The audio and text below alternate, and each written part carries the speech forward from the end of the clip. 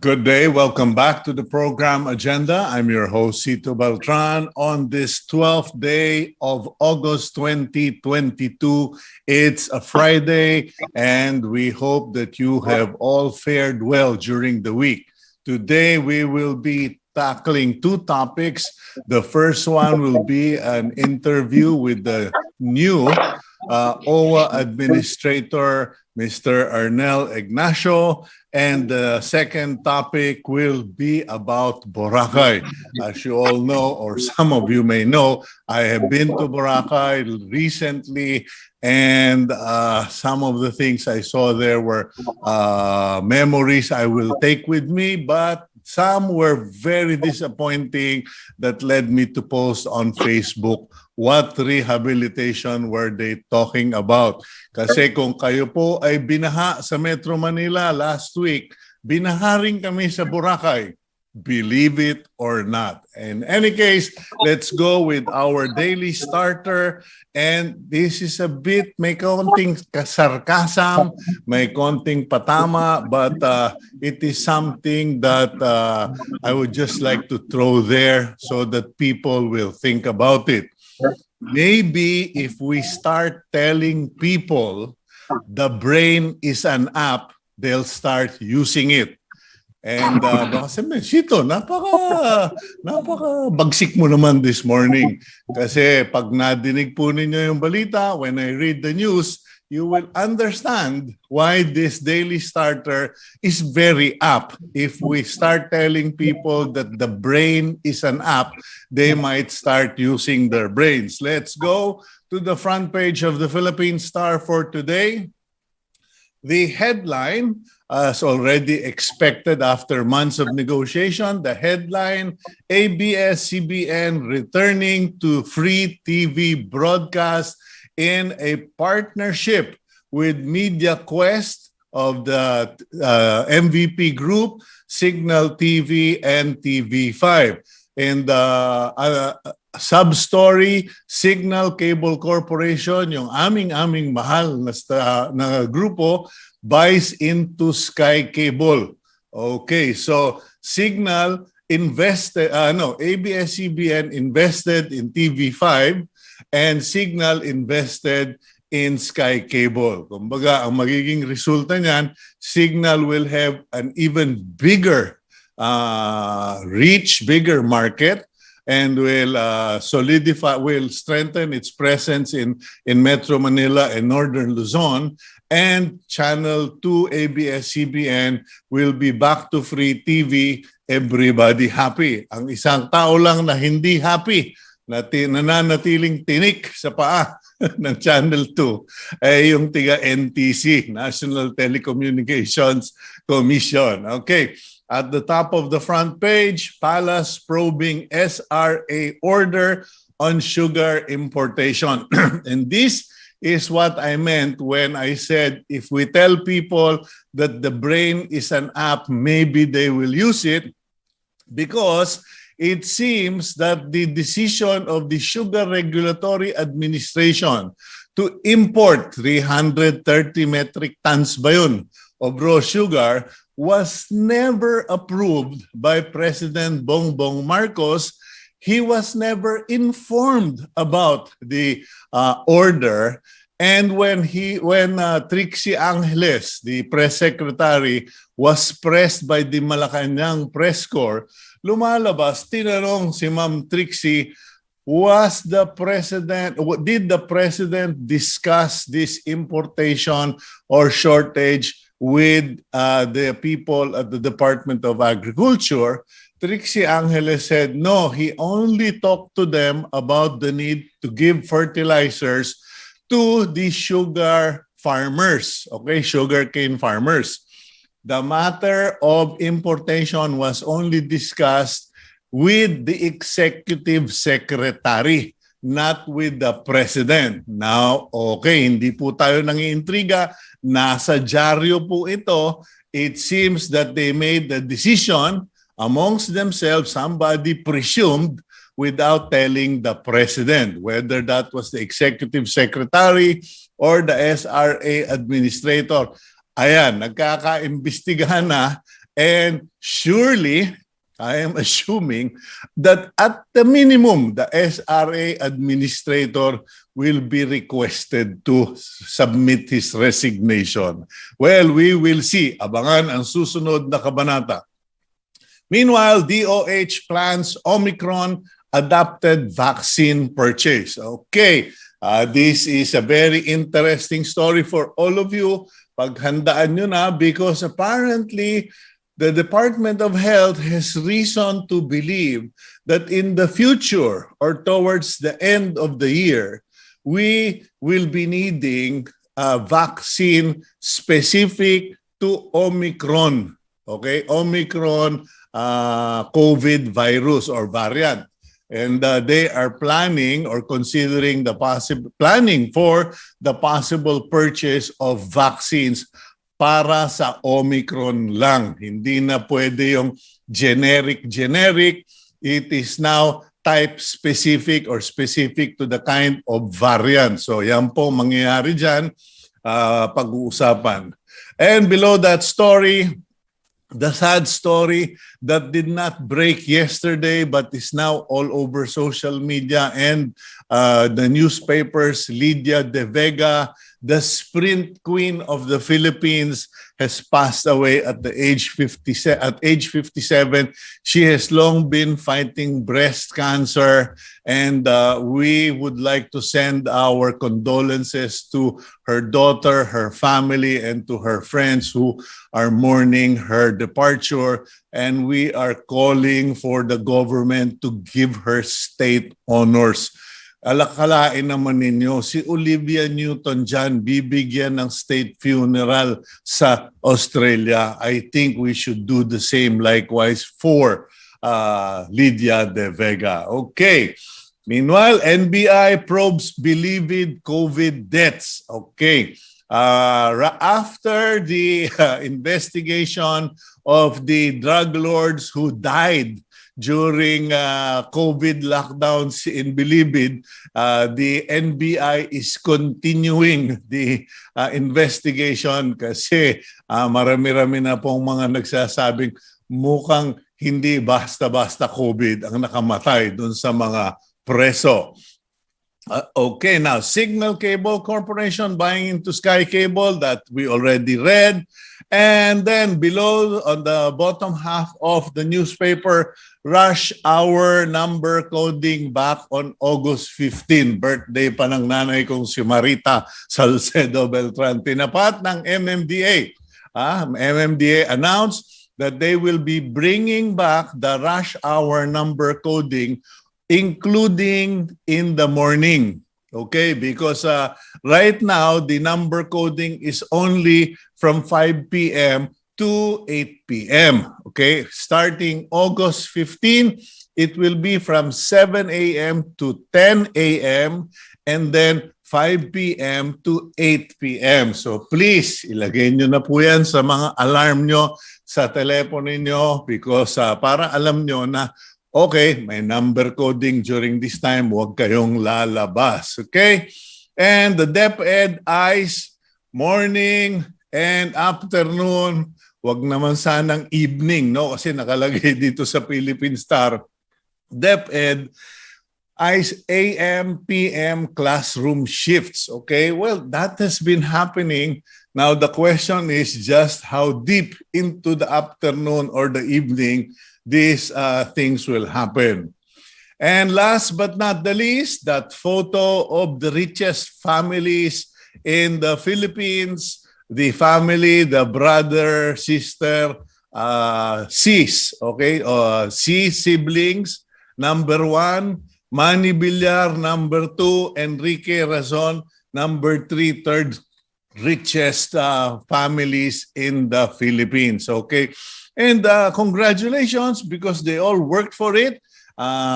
Some worked really hard for it. Some negotiated, worked, etc., etc. Huwag na nating pintasan. But congratulations. Our only prayer is if any of you are actually watching the show, please share, okay?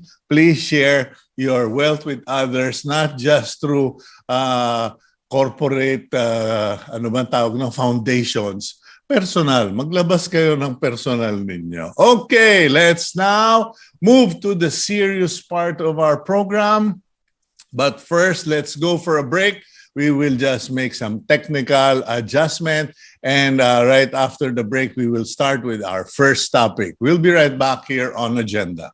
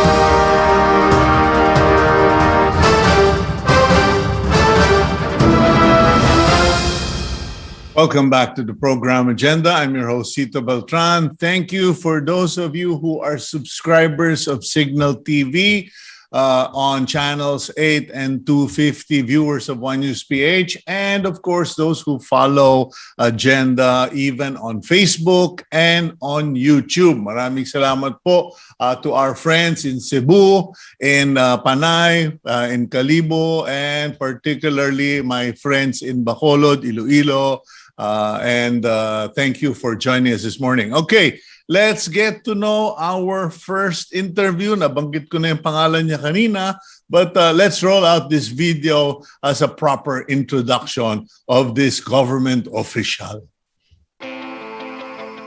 Arnell Ignacio was recently named head of the Overseas Workers Welfare Administration, or OWA. Prior to this appointment, Ignacio was a deputy administrator for the agency. Ignacio was also the assistant vice president for community relations and services at the Philippine Amusement and Gaming Corporation from 2016 to 2018. Okay, welcome Administrator Ignacio to the program. Good morning. Good morning, Cito.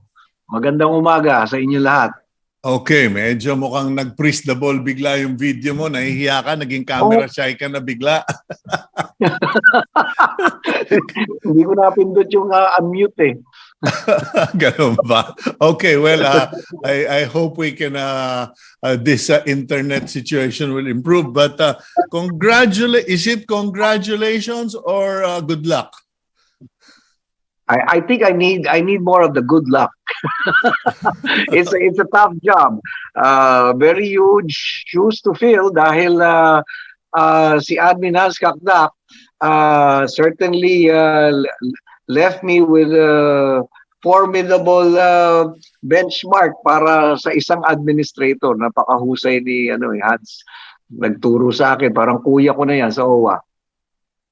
Okay. Let's go through the process or the how things unfolded. Kasi when it was announced that you would be appointed as the new administrator, it was interesting that the announcement by certain groups, media, etc., they did not introduce you as the former deputy administrator. Parang na-highlight entertainer appointed as administrator, which had a somewhat distasteful tone to it. What is your reaction to that? Na people seem to know you or label you as an entertainer more than all the years you have worked at PAGCOR and at OWA. Well, that just tells me one thing. I must have made a very unforgettable mark in show business, and up to now, the achievements I made in show business is still comes with me. Kahit na ang dami ko I've spent quite a number of years already in public service. Mm-hmm. But then I also find it strange that they seem to have forgotten that I am currently before I was appointed, that I was the deputy administrator of OWA. So it's not like that I am coming that I'm appointed as a new member of this institution. It's just like I was being promoted. That's just all to it. How would you assess your performance as deputy administrator? Because I remember you did resign in 2019 for personal reasons, and some people said, hindi, mayroong mga hindi nakasundo, he could not get along, etc. What was the reason for your resignation, and how do you assess your performance as a deputy administrator? No, nothing like that. So mga nakasundo. In fact, OWA, the people in OWA are like family to me already. So the challenges becomes easier to handle because of these people that have supported me all through these years. The time that I resigned, it was because of my father's ailment, and then my daughter who wasn't too comfortable with me being always out of the house. And if you remember, it was a sudden reappointment to OWA, and that was the result of my casual conversation with the president. And then he just told me, mukhang mahusay ka sa OFW. And then all my documents, everything just went from PAGCOR to OWA. And then the family wasn't ready for such a Herculean task. I need to take a break. But I was reinstated to the position, and I'm quite honored because my colleagues were quite thrilled, were quite happy that I came back, and so with the admin Hans Kakdak. Okay, now Hans Kakdak is now an undersecretary. Someone asked me, a common friend of ours asked me, who will Arnell Ignacio's boss be? Will it be Toots Ople? Will it be Hans Kakdak, etc.? Parang because of the development for putting up the Department for Overseas Filipino Workers. My direct boss will be Secretary Susan Toots Ople, since she's the Secretary of the Department of Migrant Workers, where the OWA, Overseas Workers Welfare Administration, is an attached agency too. Admin Hans Kakdak is now the Undersecretary for Welfare and Foreign Employment, and me as an administrator is also ranks as an undersecretary, an executive director 5. So Okay. kumbaga ano na kami, magkarango.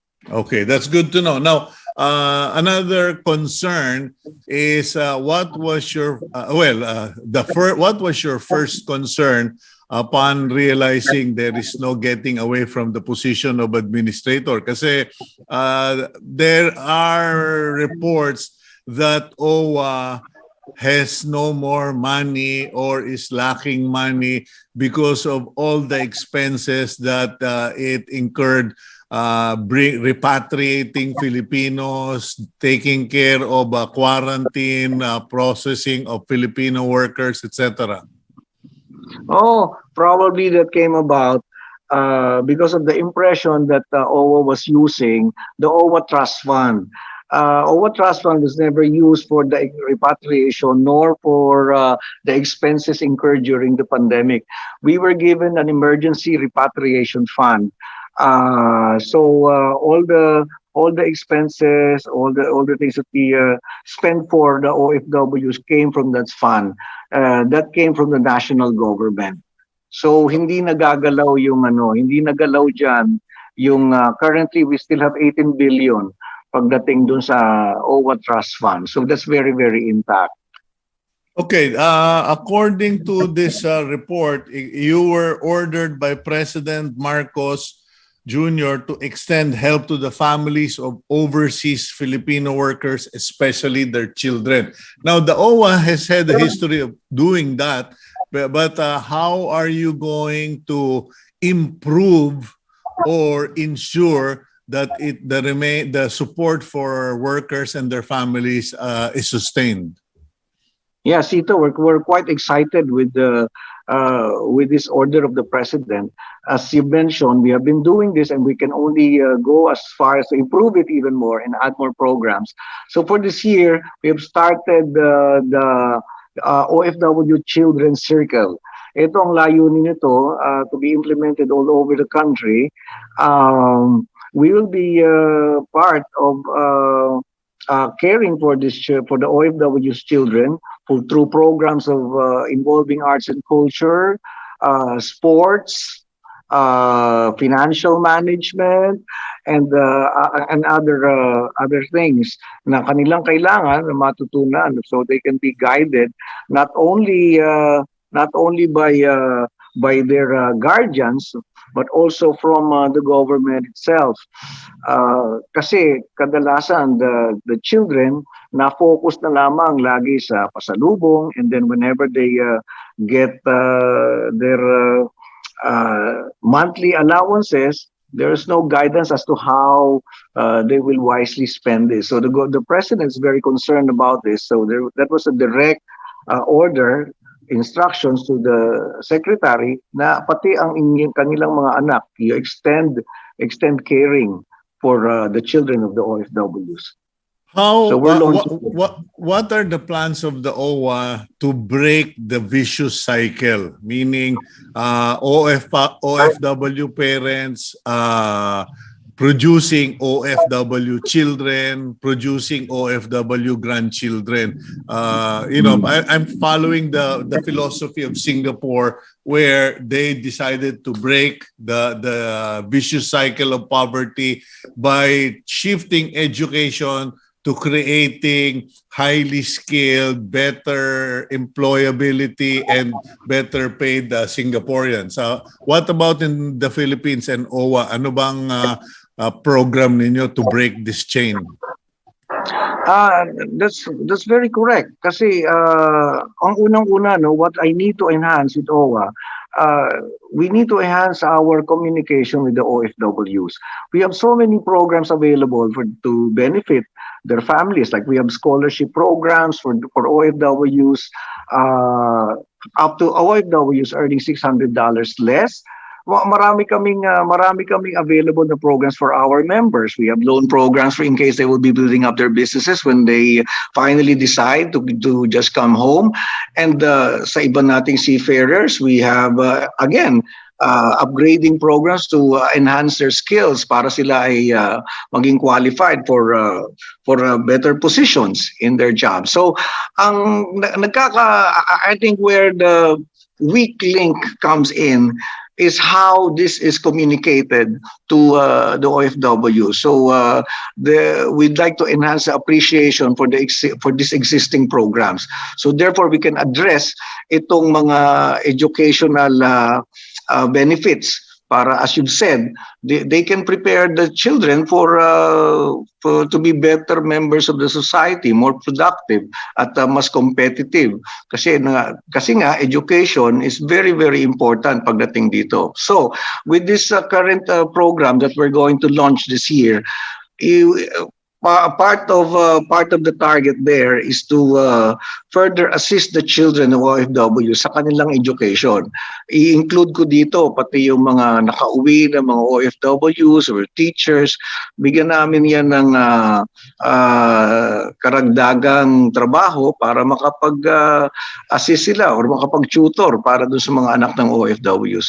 So ito yung malaking trust na gagawin ng OWA para sa mga anak ng OFWs. Okay, what about the concern of Filipinas? Because I've been monitoring the news in the last month alone.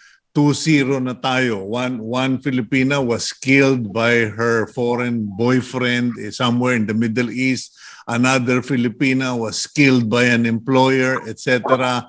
And at the end of the day, when Filipinas die abroad, kayo yung may cargo de konsyensya at kayo yung gumagastos. You end up having to shoulder the expenses, repatriating the body, etc.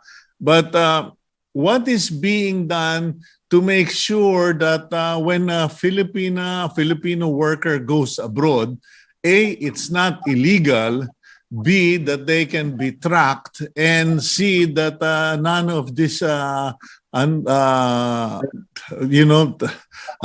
murders or crimes happen. So, several pillars of this industry should be looked into and further strengthened. Una, sa recruitment phase pa lang, ito kailangan in fact, I'm calling on the leaders of the recruitment industry because they need to provide further training in order to prepare the workers to adjust very well to the environment that they will be entering into in their workplaces in other countries. Kasi itong mga ganitong krimen, isa sa mga rason pagdating do sa hindi pagkakaunawaan and it is sad that sometimes this stems out from very small sources of conflicts, and most of the time it's culture. Second, monitoring of our OFWs should also be enhanced. The partnership between the local recruitment agency and the foreign recruitment agency, their responsibilities should be monitored, strictly implemented.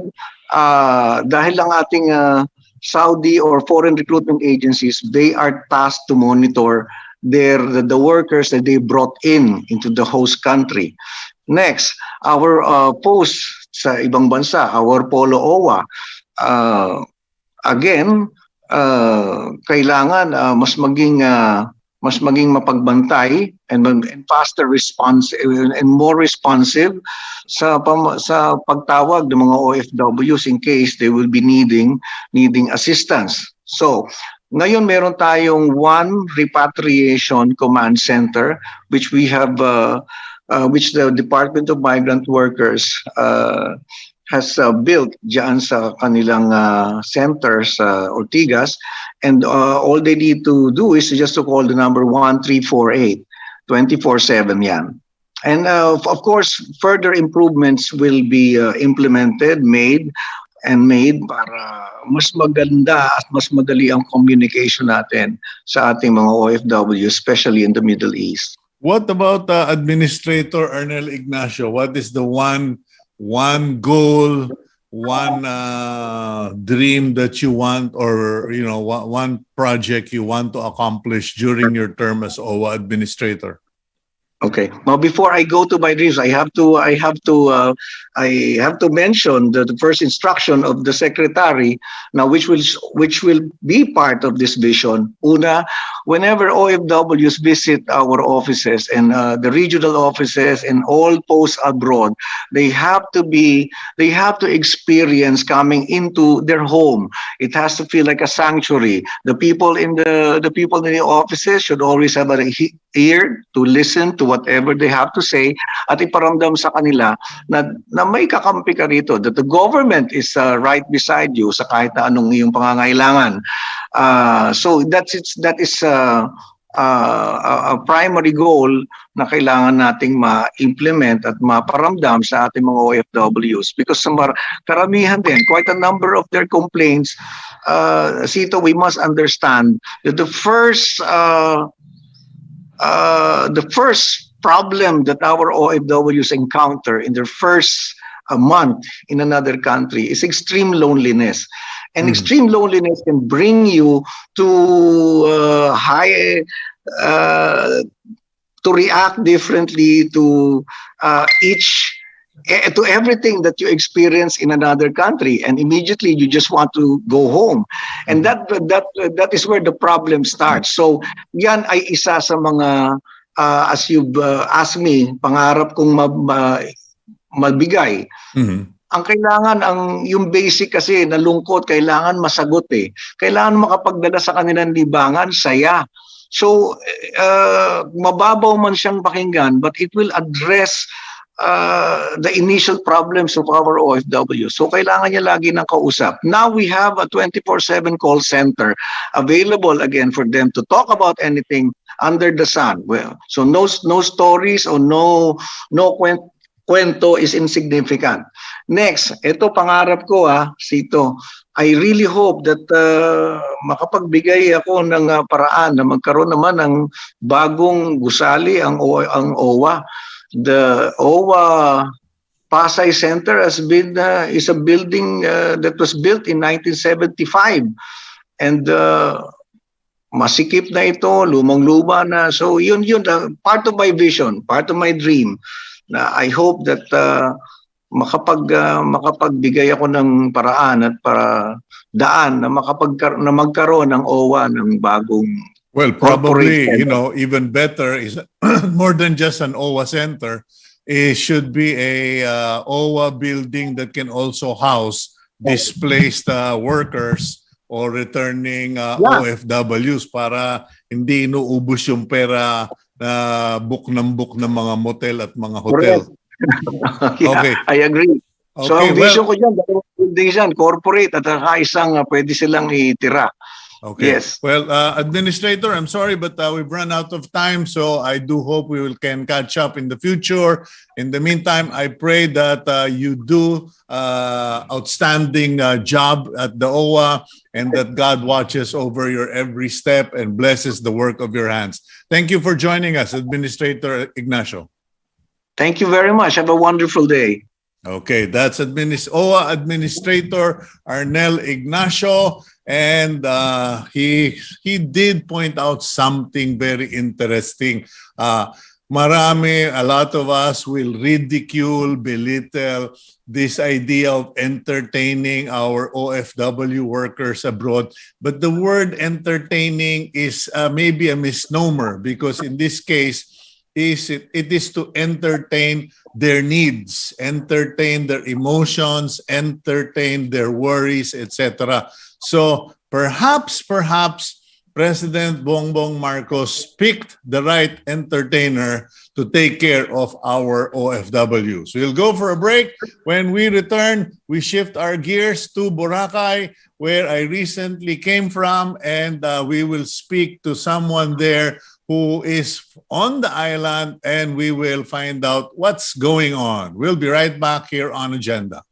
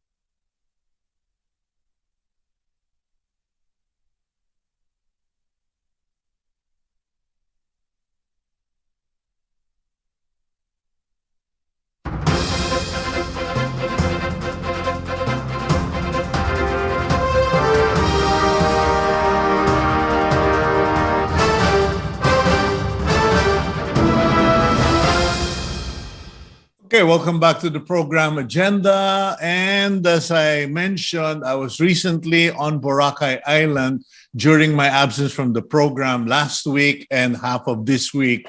And I observed a number of things on the island. The beach area was still pristine, wonderful. There are a lot of tourists, etc., but it had its problems. So let's talk to stakeholders on the island and someone who has a perspective of two countries. Okay, let's watch the video to introduce our next guest. Peter Tay is the Vice President for Visayas at the Tourism Congress of the Philippines. He is also the Managing Director of the multi-awarded tour operator Boracay Adventures. Aside from this, Tay is a licensed diving instructor and a first aid instructor at the Singapore Red Cross Academy. Okay, good morning, Peter. Welcome to the program. Hi, good morning, sir. Thank you for having me this morning. Yeah, I recently returned from Boracay Island, and it was, my heart is torn in two. Half of it is like, wow, I love Boracay. It's still the place that I love to go. My friends are there, both native and newcomers. But at the same time, I experienced flooding in Boracay. I saw so much litter on the side streets. And there were a number of problems to talk about. But Peter, what is the situation really on Boracay? Who is running the island, and what is the situation among you stakeholders? As you know, during the term of President Duterte, he had this task force that helped to control the situation in Boracay after the closure. But since then, of course, after ending the term, I would say the control is now given back to the LGU. Now, on one hand, I would say that the LGU, I do understand where you are coming from because of the numbers of tourists that's heading towards the island. But the LGU do have a lot of this what I call programs, such as maybe I would say beach cleanup. We do organize beach cleanup almost every day from different groups of sectors that will volunteer their services to clean up the beach for free, And we also, I do understand that the flooding, some people are still asking me, hey, why they are still flooding after the rehabilitation and why they are still flooding. And I will say that this matter I actually brought up to the secretary, the Sec Fresco, about it, and they are actually looking into it because at present, they just assumed office just a few months ago, so they are still working on, the task force, or perhaps maybe the DOT will be leading the task force, and such as working with the TIEZA, all right, on the infrastructure of the island and continuing the project that was sort of left over from the previous administration. Now, what you told me before the program that you had recently, or the stakeholders recently had the meeting with the tourism secretary. What actually happened? Oh, the secretary was, right now, she had this thing called the listening tour, which is a very good initiative because from the listening tour, she's actually going around to different sectors, to different destinations to listen to what the stakeholder have to say and the problems. And we actually raised up a few things to her, and she's very open, and we are glad that we had a very good start with the secretary. And of course, I was there because of the Tourism Congress. I'm the Vice President of the Tourism Congress for Visayas region. So of course, we have our time with her, and we brought up to her a few things. So on my side, I actually mentioned to her about the one of the things that remember in the month of April or May, we actually overshot the carry capacity. Yes. Right. So of course everybody will say, oh, why are we not following the carry capacity? Then we were actually bringing up this matter to her and say that perhaps the DOT or the government or the new administration may want to revisit the carry capacity of Boracay, because now having 6,500 per day, or an average of about 18,500 in any time, is actually not a lot of tourists as compared to the numbers of accommodation in the island. So we are actually the stakeholder are actually looking into, seriously hoping that the government will look into this, because with the number of 6,500, then with the accommodation right now in the island, if I'm not wrong, it's about 12,000 to 13,000 room nights. And you can imagine, if let's say 6,500, how many rooms will only be filled up? And if that is the case, then all the small the small resorts will all be in trouble, because the big resort may give a special discount or things like that, just to get a part of the business. Yeah, it will drive room rates down. Yeah, that's right, and that is actually what is going on, and we are pretty concerned. But with the international market coming in, we are glad that now there is a direct flight coming from Korea.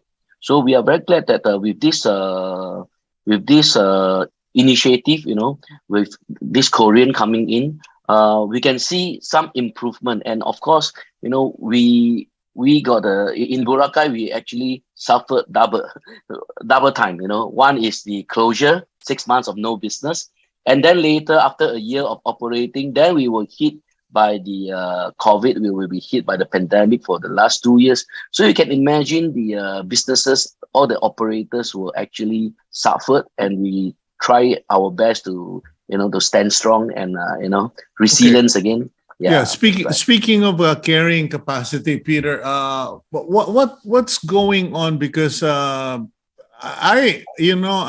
consider myself quite mature, laid back, etc.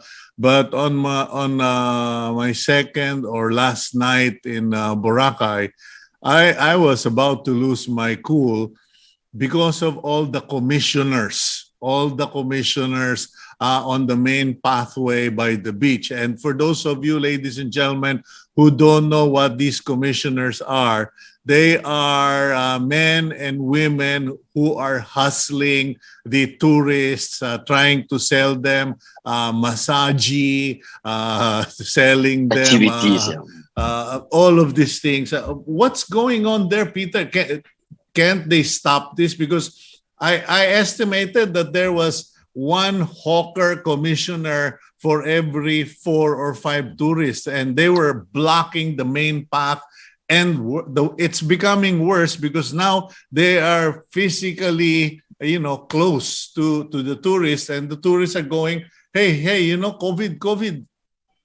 And I do understand that situation, because this is something that I've been bringing it up ever since I started my business, because it greatly affected all the operators. Because we, the legit operators, that we pay tax to BIR, and we give good services, and we ensure that everything runs well in the island when we are running activities, versus to all these commissioners that are going along the street.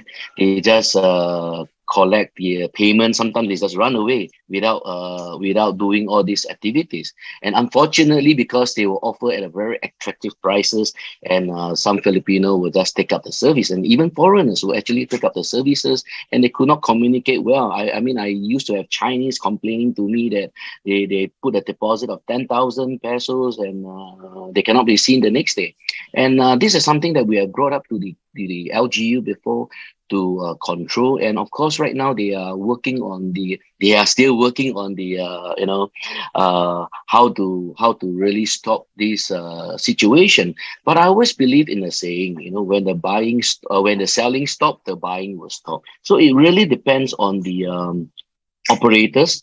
the one that the supplier, like for example, the Sea Sports or the ATV or the island hopping, that if they will stop selling to the commissioners, then the buying will stop.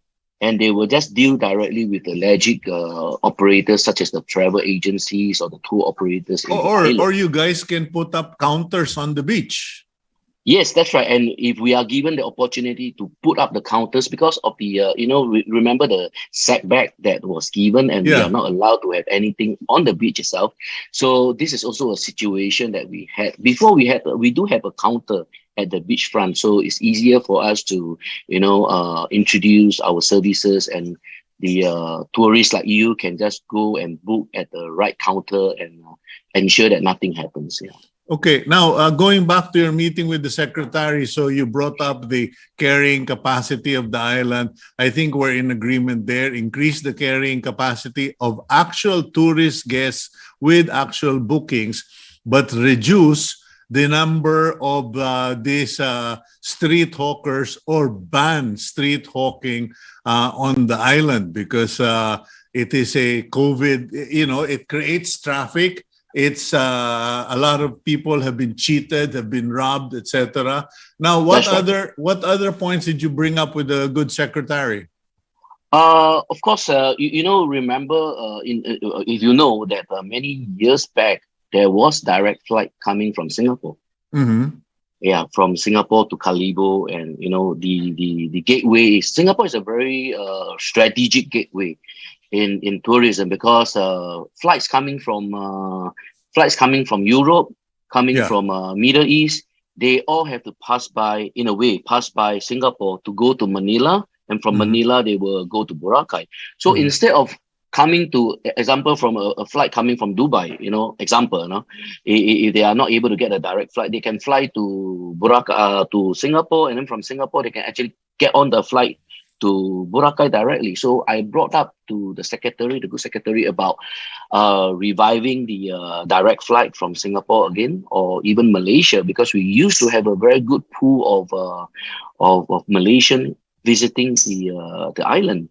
And in the past, we've been relying a lot on the Koreans, and of course, Koreans right now we have the direct flight, and supposedly I heard that the Taiwan is supposed to fly this month or maybe early next month, but because of the tense situation in between the Taiwan and the China, so this thing I think is put behind again.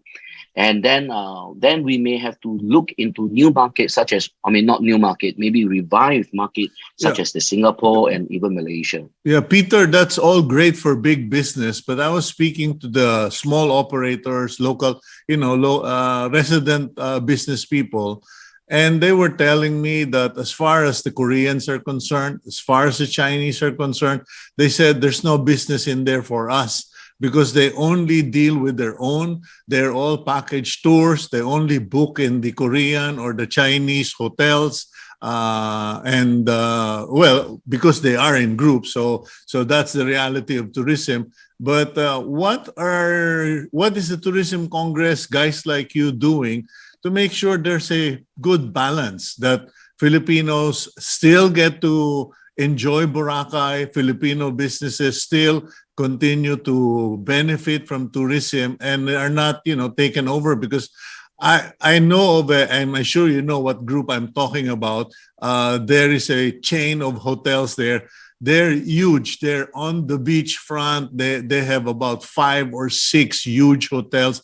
And the locals are pointing to me, look, they take us out of our lots, they challenge our property rights, etc. But they allow these Korean and Chinese hotels to be built right on the beach. What is the situation there, Peter? Like for myself, in my business, I actually promote the whole to every market. Actually, at present, because of the situation, present about 60 to 70% of my business are Filipinos. And we do extend, and I do have a lot of working relationship with a lot of operators in Manila.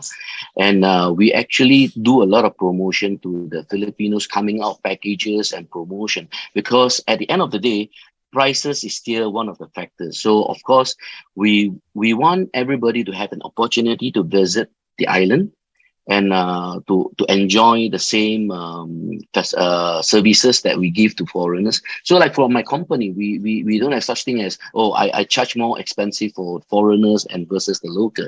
It's all the same price. So we give a we will say we give an equal pricing and equal services. So everybody actually are happy when they are when they avail the services. Yeah, but you're talking about your customers. I'm talking about your fellow businessmen and women in Boracay who, without the network, can't catch the tourists, because most of the tourist groups that come in are Korean, Chinese. That's about it right now.